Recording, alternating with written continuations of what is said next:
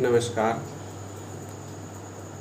जैसा कि हम लोग देख रहे हैं कि कई दिनों से हम लॉ से संबंधित वीडियो बना रहे हैं और किसी को अच्छा लगता है और किसी को अच्छा नहीं लगता है। फिर भी ये वक्त की बात है कि ये भी देखा जाता है कि इंसान को ज़रूरत के समय ही कोई भी चीज़, कोई भी वस्तु अच्छी लगती है। जैसे हम हुए या कोई भी हो, ऐसा माना जाता है कि ज़रूरत के समय ही अच्छा लगता है। अगर ज़रूरत नहीं होता है तो अमृत भी जहर के समान माना जाता है।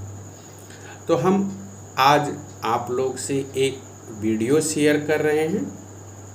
ये वीडियो शेयर है कि कभी कभी ऐसा होता है कि हम लोग रात में या दिन में कहीं जाते हैं तो हमारे जो थाना के प्रभारी होते हैं या वहाँ के जो स्टाफ होते हैं वो फ़ोन के माध्यम से हम लोग को थाना बुलाते हैं और थाना बुलाते हैं। थाना कि आप आइए, आपके विरुद्ध जो भी है गवाही है या जो भी है उसके लिए करते हैं।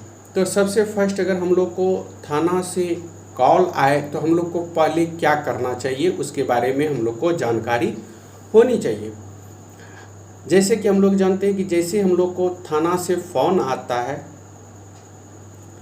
तो पहले हम लोग ये देखते हैं कि किस थाना से फ़ोन आया है। नज़दीकी थाना का नाम जानकारी लेंगे कि किस थाना से कॉल किया जा रहा है। दूसरा यह देखना है कि जिससे बात हो रही है उस थाना के वो कौन से पदाधिकारी होते हैं, क्या उनका पद है, उनकी पद के बारे में जानकारी पता करना है।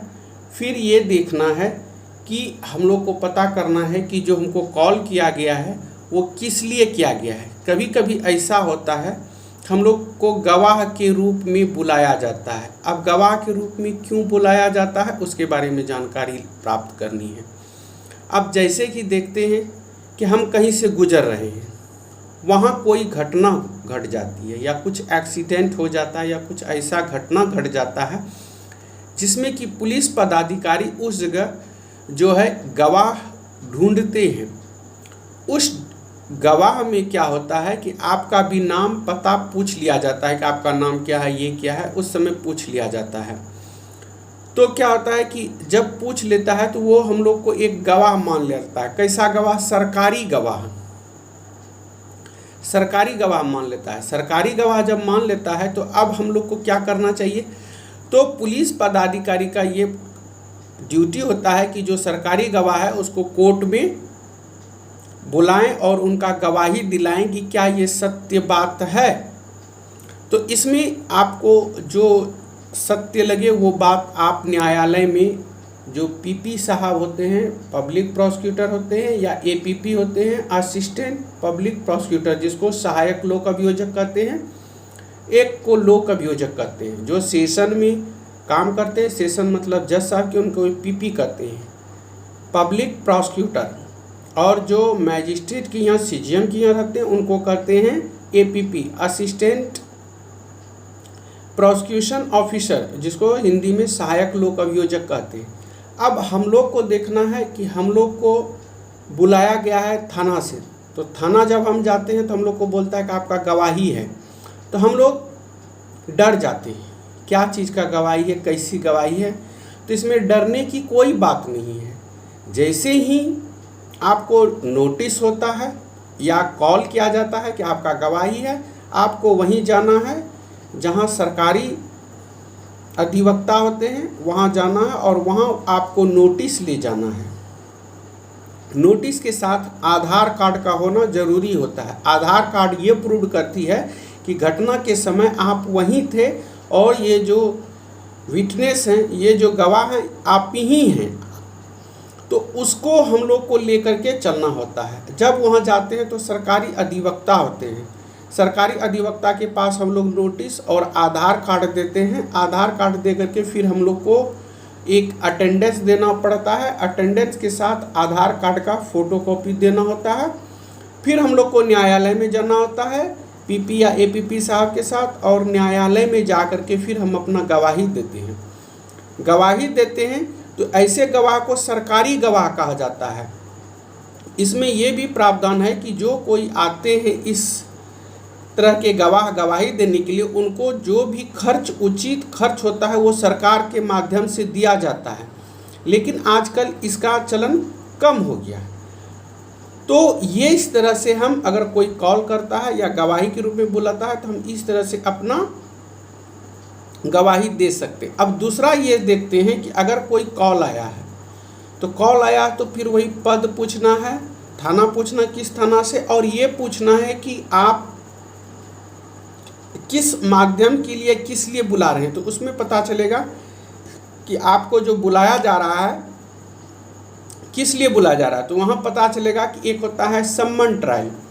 सम्मन ट्रायल में आपको बोलेगा कि आपके ऊपर केस है, ठीक है, उस केस में आप जा कर के जो है अपना बेल कराइए या वहाँ जा कर के कोर्ट में उपस्थित होइए। तो ये करना है और वहाँ से आपको न्यायालय आना है। न्यायालय में किसी अधिवक्ता को देखना है और अधिवक्ता के माध्यम से आपको पैरवी करना है। और पैरवी में देखना है कि अब जो आपका रिकॉर्ड है या जिस लिए बुलाया गया उसका स्थिति क्या है, वो किस लिए है, फिर उस माध्यम से आपको ट्रायल प्रोसीड करना है।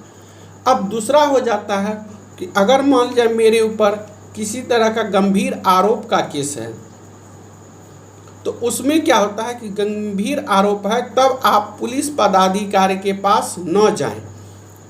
जैसे ही कॉल आए आप अपने थाने के अंदर जो क्षेत्र है, थाना का क्षेत्र है, उस क्षेत्र से आप बाहर चले जाएं, क्योंकि पुलिस कभी भी आपको इस समय अरेस्ट कर सकती है।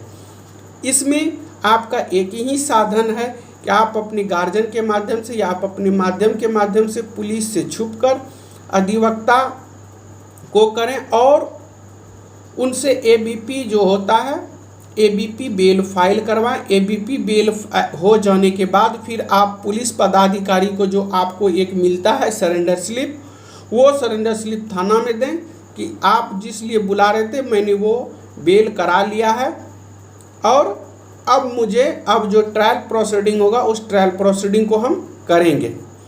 तो ये सब चीज़ करना चाहिए। पुलिस से कभी भी नहीं डरनी चाहिए, क्योंकि वो हम लोग के मदद के लिए होते हैं। हाँ, जब हम अपना होशियारी दिखाते हैं पुलिस के सामने या हम उससे बहस करने लगते हैं तब फिर हमको प्रॉब्लम समस्या होती है।